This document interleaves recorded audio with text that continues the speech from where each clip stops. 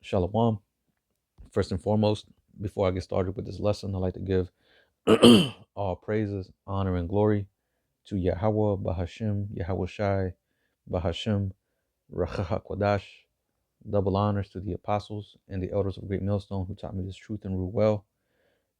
Peace and blessings unto the hopeful elect, pushing his word throughout the four corners of the earth in truth, righteousness, and sincerity. To you I say Shalom. This is Brother Yeshaya coming at you again through the spirit and power of Yahweh Bahashim Yahweh Shai. And the title of this lesson will be The Dismissing of Prophecy Won't Stop Prophecy. Okay? The dismissing of prophecy won't stop prophecy. Right? Because, and this came to mind because, you have a lot of Jake out here in the world, man, that they hear the prophets, you know. I mean, the prophets are on every major city here in America. Every major city here in America has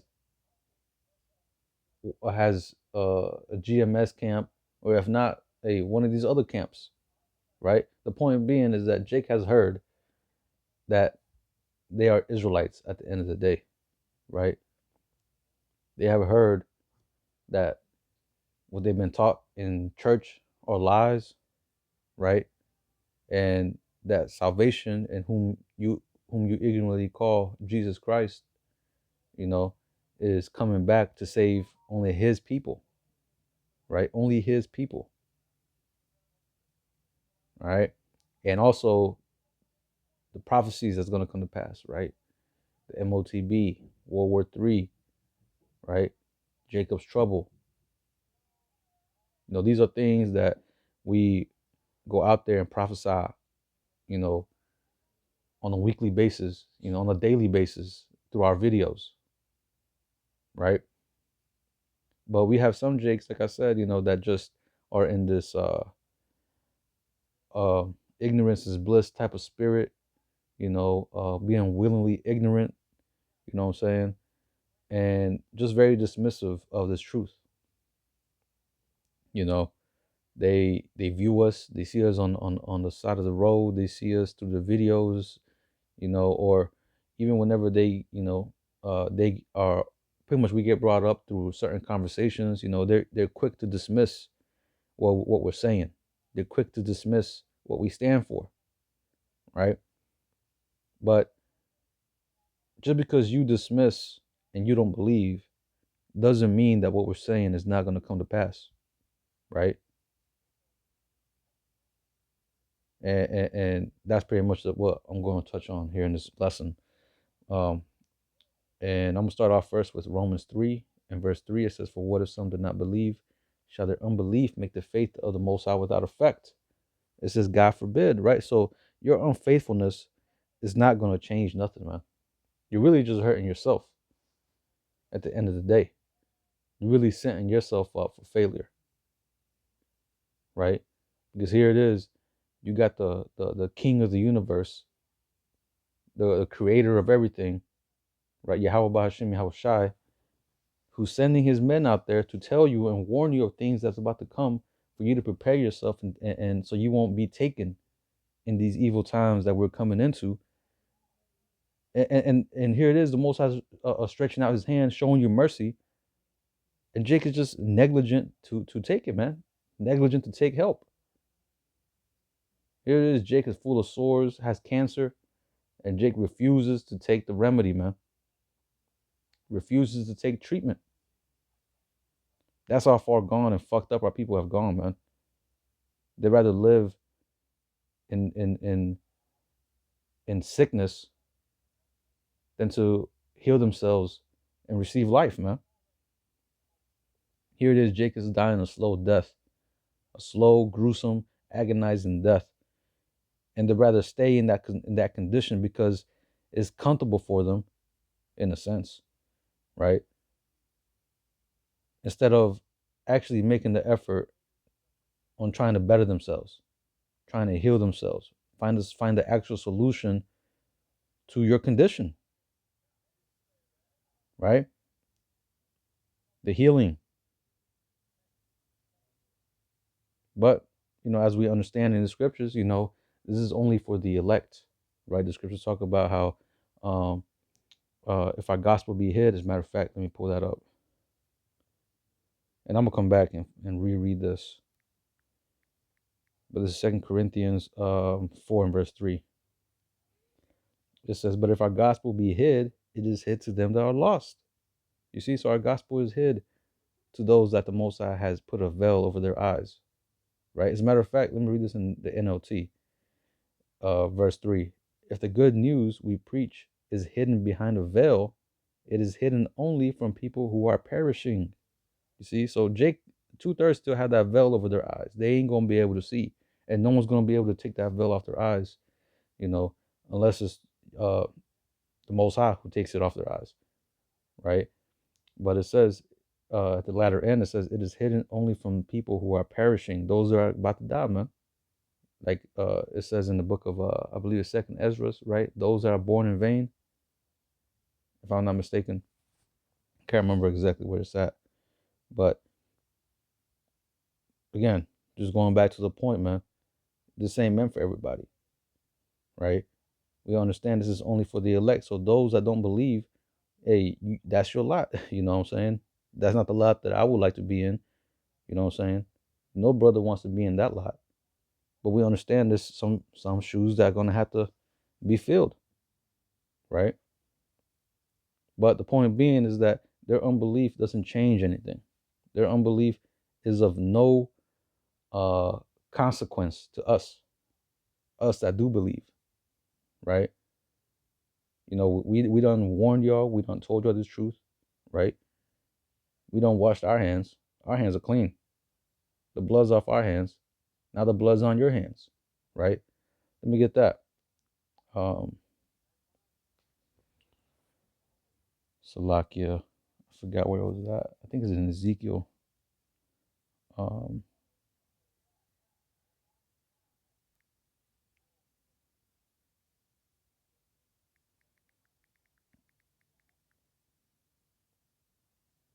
bear with me.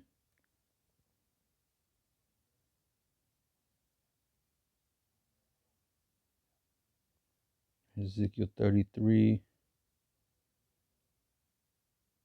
Yeah, right here. Ezekiel 33. And I'm going to start at verse 3. It says, if when he seeth the sword come, as a matter of fact, I'll start at the top. It says the watchman's duty, right? Here in the subtitle. The watchman's duty, right? And that's our duty, right?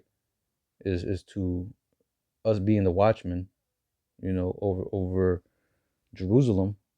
Hey, what do we gotta do? Blow that trumpet, give out the warning, right? That's a job of a watchman. But this is Ezekiel 33 and verse 1. It says, again, the word of Yahweh came unto me, saying, Son of man, speak to the children of thy people, and say unto them, when I bring the sword upon the land, if the people of the land take a man of their coast and set him for their watchman, if when he seeth the sword come upon the land, he blow the trumpet and warn the people. You see? So that's the job of the watchman, to blow that trumpet. You have distinct sounds or distinct rhythms that the trumpet will be blown in order to tell, of certain things, right? Certain different distinctions of things that's happening, right? So there'll be a sound for war. There'll be a sound for, the king returning. There'll be a sound for whatever occasion, right? But we're blowing the trumpet of, hey, there's war coming, evil is coming, man, destruction, right? That's what we're warning our people to get ready, prepare themselves for battle, man, because we're in a spiritual battle already. So we gotta warn the people to get themselves prepared, mainly the elect, to get themselves ready, man. Right? But it says in verse 3, if when he seeth the sword come upon the land, he blow the trumpet and warn the people, then whosoever heareth the sound of the trumpet and take not warning, if the sword come and take him away, his blood shall be upon his own head. You see? So all you 2/3, well, I would say all Jake that's unbelieving, really 2/3, but all these Jakes, all these unbelieving Jakes, their blood's gonna be upon their own head, man. They've been given the warning. They've been told what's going on. They've been told to prepare. You know what I'm saying? They've been warned of the times that we're living in, but yet they decide to stay in their folly. They decide to stay in their, you know, in whatever the hell it is Jake is doing. You know, instead of taking heed to the message, taking heed to the warning. Here it is, the house is on fire, and Jake is just sitting there, man. Like ain't nothing going on. Ain't no care in the world. And that's a problem with Jake. Jake don't got no care in the world, man. Jake has gotten so accustomed to being like this and depending upon Esau that they can't do anything without the sanction and the authorization of Esau, man. If Esau don't say to do something, he ain't gonna do it. You know, and we seen that, you know, with the whole when the C-19 happened. We saw how many Jakes lined up to go get the, you know, the C-19, all because of just for the simple fact that Esau told him to, without them doing any research, no due diligence, no nothing. They just went, right? That's why the scriptures talk about how our people are led as a sheep to the slaughter, man, because our people are fucking stupid, man. The scriptures talk about, you know, how our people are sottish children, meaning stupid. But anyway, continuing on, verse 5, it says, he heard the sound of the trumpet and took not warning. His blood shall be upon him. Right? You heard the sound. We warned you. Now it's on you. That's all on you.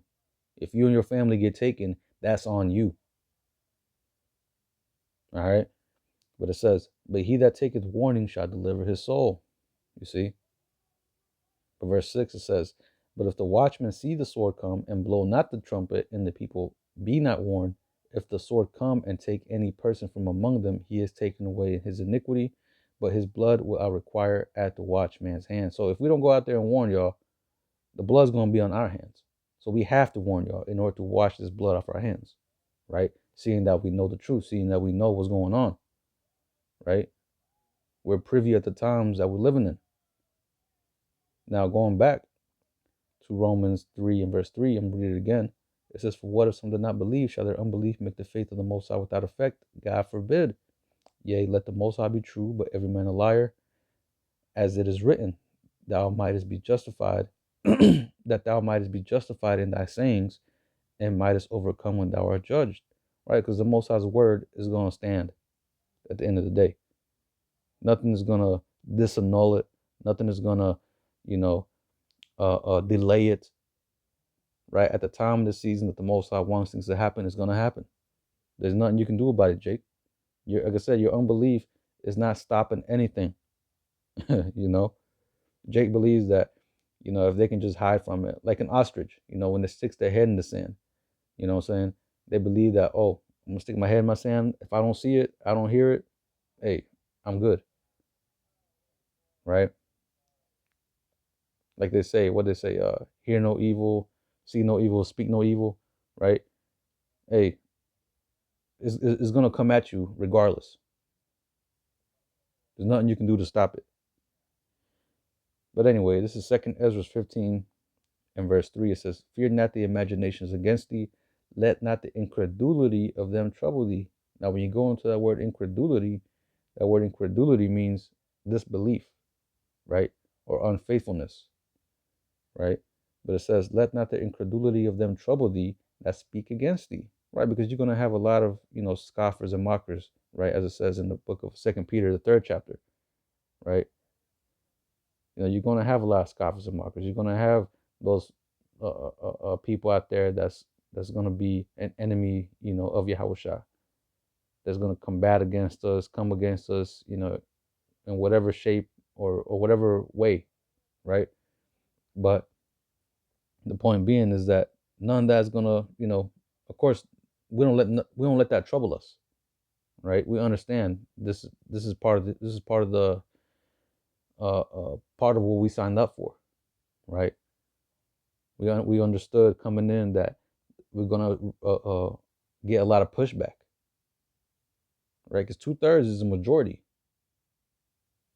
2/3 is more than 1/3, right? So we understand that there's going to be more people coming up against us than siding with us, right?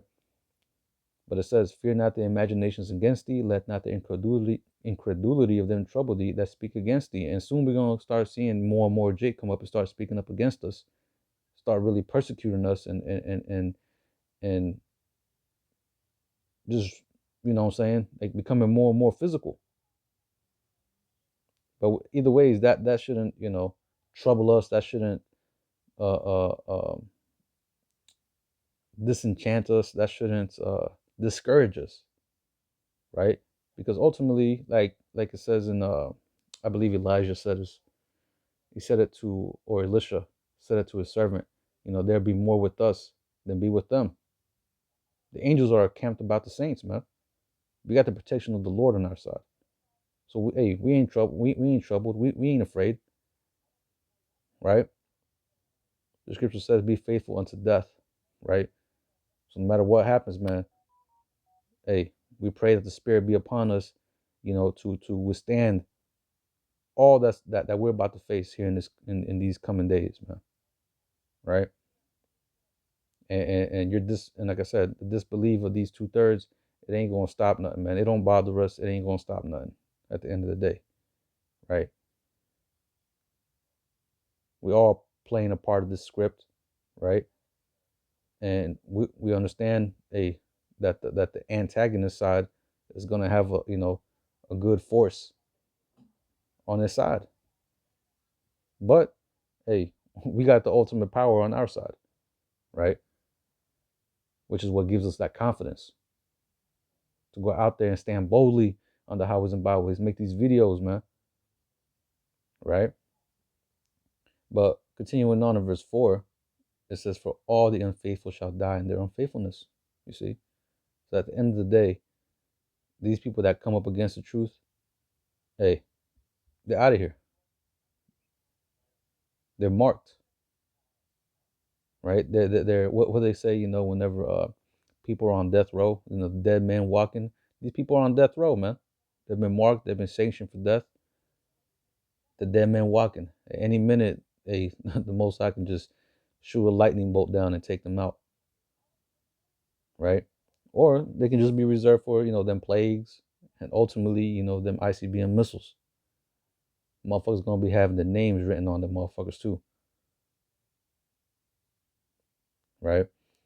But it says, I think that was it. Yeah, that was it on that. Because you got Jake, man, that thinks that them coming up against us does that is gonna change, anything. But when you go into 2 Corinthians 13th chapter and the 8th verse, it says, "For we can do nothing against the truth, but for the truth." So just you being in a state of unbelief just shows, just really validates that the scriptures are 100% true, right? That there's going to be some coming up against us. There's going to be some scoffers and mockers in these last days, right? 2/3. That alone is a fulfillment of prophecy, right? So, hey, you're not doing anything to stop anything, man. Now, I want to get one last one because, like I said, the Most High's word is going to stand, right? This is Isaiah 55 and verse 10. It says, "For as the rain cometh down and the snow from heaven, and returneth not thither, but watereth the earth and maketh it bring forth and bud, that it may give seed to the sower and bread to the eater, so shall my word be that goeth forth out of my mouth." Excuse me. It says, "It shall not return unto me void, but it shall accomplish that which I please, and it shall prosper in the thing whereto I sent it." You see?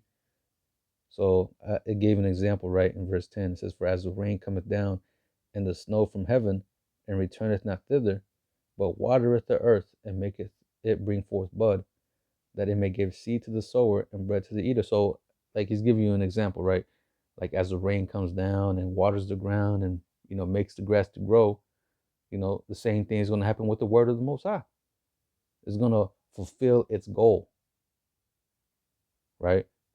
And how did the word sent down? Through the way of the prophets, right? We're out here prophesying the coming destruction of America We're prophesying Jacob's trouble. We're prophesying World War III, the mark of the beast, right? All these things, that's spoken about in the scriptures, right? And best believe it's going to come to pass, right? When you're reading Amos, the 3rd chapter, in the 7th verse, it says, surely the Most High, the Lord power will do nothing, but he will reveal it a secret unto his servants, the prophets. So before the Most High does anything, he's going to reveal it to his servants, and the servants are going to go out and give that warning, right? Seeing that we're those watchmen. Because when you read in the NLT, it says, indeed, the sovereign Lord never does anything until he reveals his plan to his servants, the prophets, right? And we give that warning out to y'all, so the people can get prepared, so our people can get prepared, right? But those who don't take heed, hey, like we read in Ezekiel, hey, that's on you. It's of no consequence to us whether you believe or not. All right. But let me see. But yeah, that was pretty much it. That was pretty much it. These people, as we're seeing, are becoming worse and worse on a daily. On a daily. Whenever you think nothing can get worse, here it is. Some nigga comes up and proves you wrong, right? But soon there's gonna come an end to all this wickedness, man, and that's what we're telling our people, that soon there's gonna be an end, man. There's gonna be an end to all y'all's playtime. It's done, man. America's over with, and everybody's gonna have to pay for what they've done in this life, right? Whether you like it or not, whether you believe it or not, it's gonna come to pass, right? So I pray this lesson was edifying. I'm gonna go ahead and close it out by giving all praises, honor, and glory to Yahweh, Bahashem, Yahweh Shai, Bahashem, Racha HaKodash. Double honors to the apostles and the elders of Great Millstone who taught me this truth and rule well. Peace and blessings to the hopeful elect pushing his word throughout the four corners of the earth in truth, righteousness, and sincerity. Until the next time, I'm going to say Shalom. Kwam Yasha Allah.